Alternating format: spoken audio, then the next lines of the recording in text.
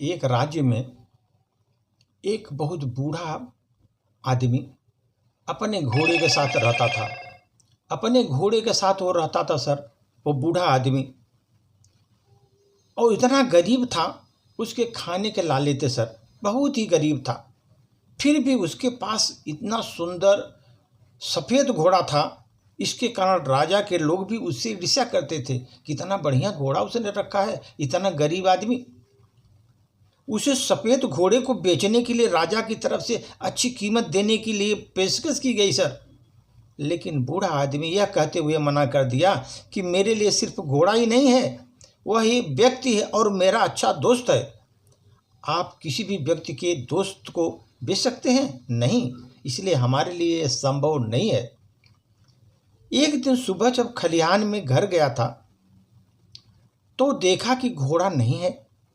खबर गांव में जल्दी फैल गई, पूरा गांव उसके घर पर जमा हो गया।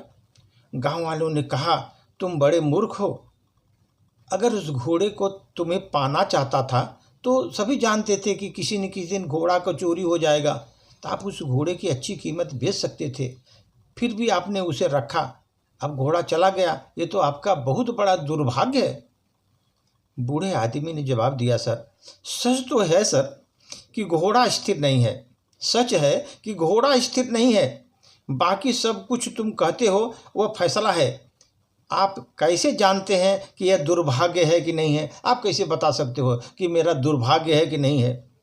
लोगों ने जवाब दिया, सर हमें मूर्ख मत बनाओ, आपका सफ़ेद घोड़ा चला गया, आपका ये दुर्भाग्य ही है। गांव के लोग उस पर हंसे और चले गए। उन्होंने कहा कि वो तो पागल है, उस घोड़े को बेच सकता था, गरीबी में जीने के की वजह से वह बेहतर जीवन जी सकता था।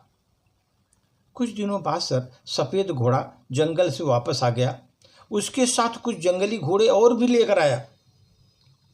गांव के लोग फिर इकट्ठा हो गए और बोले, आप सही थे, यह दुर्भाग्य नहीं, यह तो आपके लिए आशीर्वाद था। अब आपके पास और भी सुंदर सुंदर घोड़े हो गए हैं, आप उसे प्रशिक्षित करके उसे बेच सकते हैं, ट्रेनिंग दीजिए, उसको बेच सकते हैं। बूढ़े ने उत्तर दिया, आप फिर से बहुत दूर जा रहे हो, बस आप यह कहें कि घोड़ा वापस आ गया, और अधिक घोड़ों का होना एक आशीर्वाद है, यह केवल एक टुकड़ा है, एक दिन ये भी गुजर जाएगा सर। इस बार गांव वाले चुप रहे। बूढ़े आदमी को इकलौते बेटे को घोड़े का प्रशिक्षित करना शुरू किया। कुछ दिनों बाद उस जंगली घोड़े को प्रशिक्षण के दौरान बूढ़े का बेटा घोड़े से गिर गया, उसका पैर टूट गया।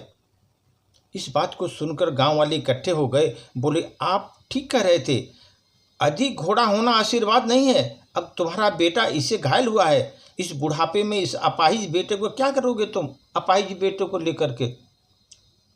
बूढ़े ने उत्तर दिया, सर इतनी दूर मत जाओ, इतना ही कहो कि मेरे बेटे की टांग टूटी है। कौन जानता है कि दुर्भाग्य है या आशीर्वाद, किसी को मालूम है आप लोगों को? एक महीने बाद सर वहाँ पर दूसरे राज्य से वहाँ के राज्य का युद्ध प्रारंभ हो गया। वहाँ पर गांव में जितने भी युवा थे सबको सेना में भर्ती होने के लिए मजबूर कर दिया, आ जाइए। इसलिए युवाओं के माता पिता, गांव के सभी लोग रो रहे थे कि सभी बच्चों को उठा कर ले गए, सेना में भर्ती कर दिए।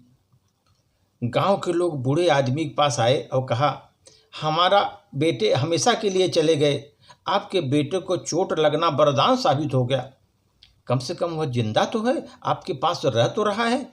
बूढ़े ने उत्तर दिया, कोई नहीं जानता, इतना ही कहो कि हमारे बेटे को सेना में भर्ती होने के लिए मजबूर किया गया और आपके बेटों को मजबूर नहीं किया गया, लेकिन कोई नहीं जानता आशीर्वाद है या दुर्भाग्य है, यह भगवान ही जानता है। बूढ़े ने बोला कि ये तो हमारा भाग्य है, दुर्भाग्य है, क्योंकि जो है सेना में भर्ती होने के लिए ये तो लड़का नहीं गया, अभी वो उसके पाँव में प्रॉब्लम था, इसीलिए ये हमारा दुर्भाग्य है कि भाग्य है, आप नहीं बता सकते। इसलिए सर कोई भी चीज़ होती है ये प्रभु की लीला होती है, आपको कैसे आगे बढ़ाना है, क्या करना है, अगर आप में संतोष की भावना है, आप में एक ऐसी अच्छी सोच है, तो आपको आगे कुछ नहीं होगा, आगे आपका सकारात्मक विचारों से आप परिपूर्ण रहेंगे और आगे आपका भलाई होगा सर। धन्यवाद।